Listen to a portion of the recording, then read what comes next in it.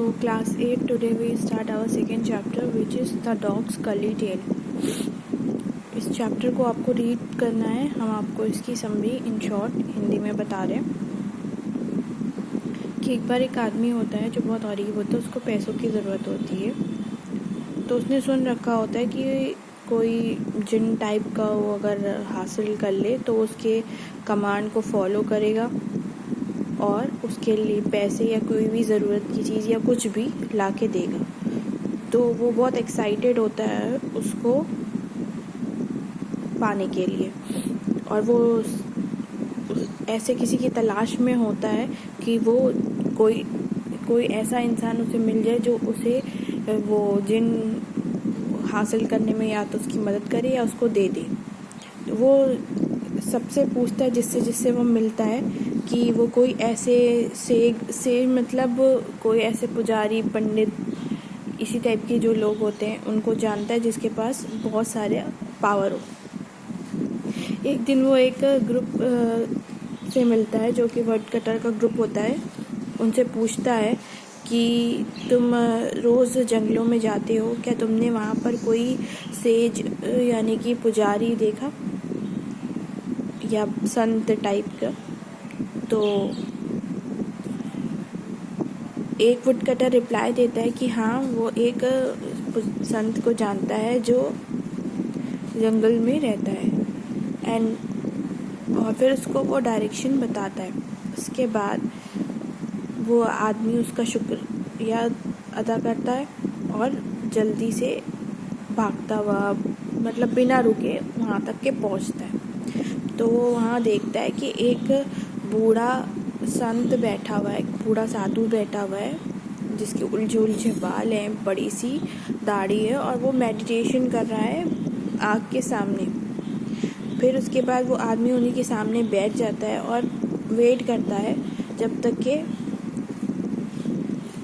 उसके मंत्र के जाप ख़त्म होने से पहले तक का.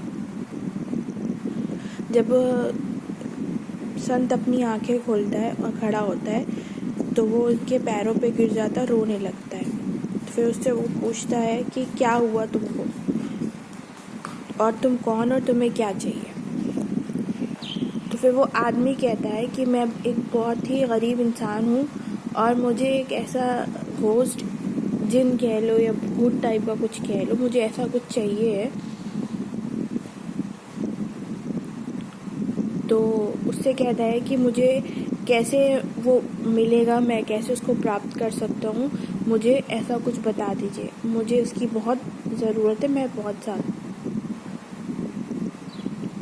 वो जो साधु होता है वो उसकी बात सुनता है और कहता है कि अपने आप को डिस्टर्ब मत करो और घर जाओ. लेकिन वो आदमी नहीं मानता और हर दिन वो साधु के पास आता है और उससे वही एक बात कहता है. और फिर एकदम लास्ट में जब साधु थोड़ा सा परेशान हो जाते उससे, फिर उससे कहते हैं कि उसको एक मंत्र देते और कहते हैं कि इसको तुम रिपीट करो, मतलब बार बार उसको दोहराओ और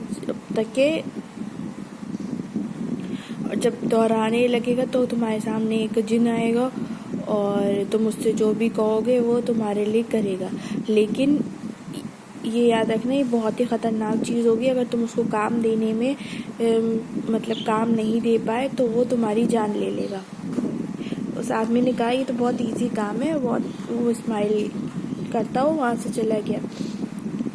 फिर उसके बाद वो जंगल में गया, एक पत्थर पे बैठा और वही जो मैजिक वर्ड दिए थे वो उसको रिपीट करने लगा. और बहुत ही लंबे टाइम के रिपीटेशन के बाद एक बड़ा सा जिन वहाँ पर हाजिर हुआ और उसने बहुत ही डीप मतलब बहुत ही सख्त आवाज़ में कहा कि मैं जिन हूँ और तुमने मुझे हासिल किया है, और लेकिन तुम्हें मुझे हर टाइम किसी न किसी काम में बिज़ी रखना है.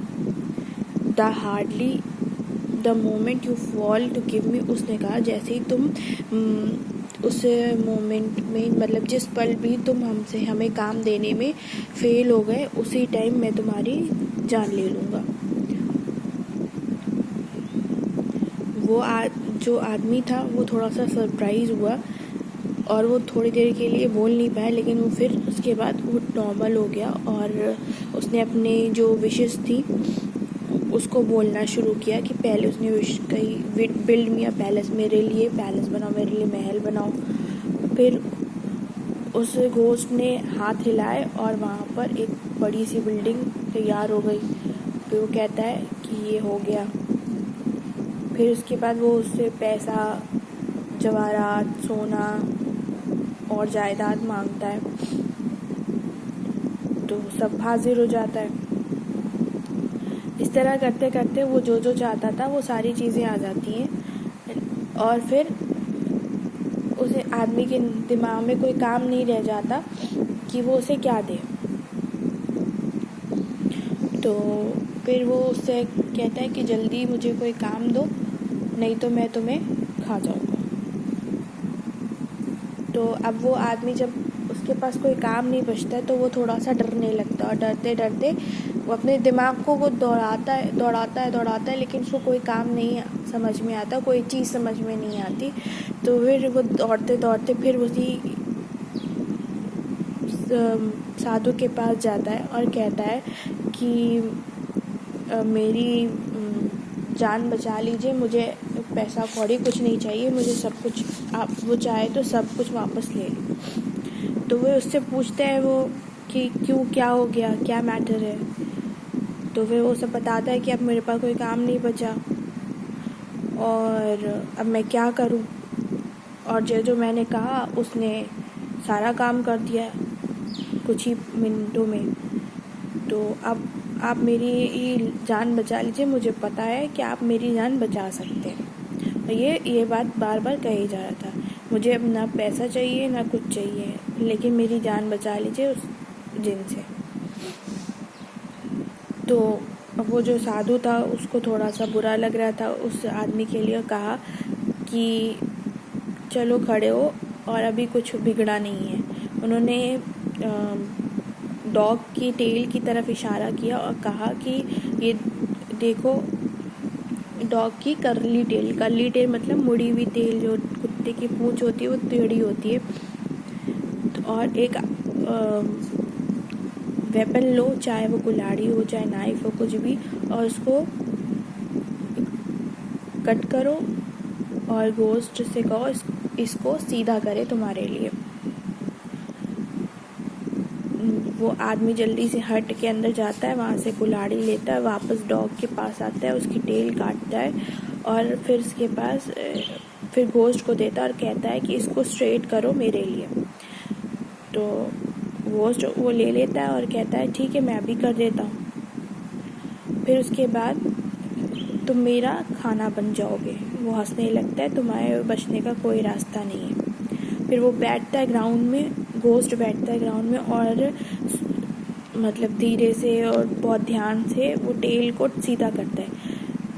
लेकिन जैसे ही वो टेल छोड़ता है वापस वो फिर करली हो जाती है। वो बहुत ही मुश्किल से उसको फिर सीधा करता है, फिर वो टेढ़ी हो जाती है। ऐसा चलता गया काफ़ी दिन बीत गए, लेकिन जैसे ही वो तेल छोड़े वैसे ही वो सीधी हो जाए, सीधी करके वो छोड़े वैसे ही वो करली हो जाए। और ऐसे करते करते वो एकदम एग्जॉस्ट हो, एकदम थक गया। फिर उसने उससे कहा, उस आदमी से कहा कि मैं ऐसी मुश्किल में पहले कभी नहीं पड़ा, मैं एक वेटरन हूँ, मतलब बहुत ही हर चीज़ में तजुर्बेकार हूँ, लेकिन ऐसी मुश्किल मुझे कभी नहीं आई। फिर उससे आखिर में वो घोस्ट आदमी से कहता है कि चलिए एक कॉम्प्रोमाइज़ करते हैं कि आप मुझे इस जॉब से, मतलब ये जो कुत्ते की पूंछ सीधी करने वाली जॉब है, इससे आज़ाद कर दिए। मैं आपको प्रॉमिस करता हूँ कि मैं कुछ भी ना वापस लूँगा, ना ही आपकी जान लूँगा। तो कहने का मकसद ये है कि कुत्ते की दुम हमेशा टेढ़ी की टेढ़ी रहती है, उसको इंसान कितना भी सीधा कर ले वो सीधी नहीं होती। ऐसे कुछ लोग हमारे लाइफ में होते हैं, तो इस चैप्टर में थोड़ा बहुत इसी तरीके का समझाने का था। बाकी this is a funny story, हम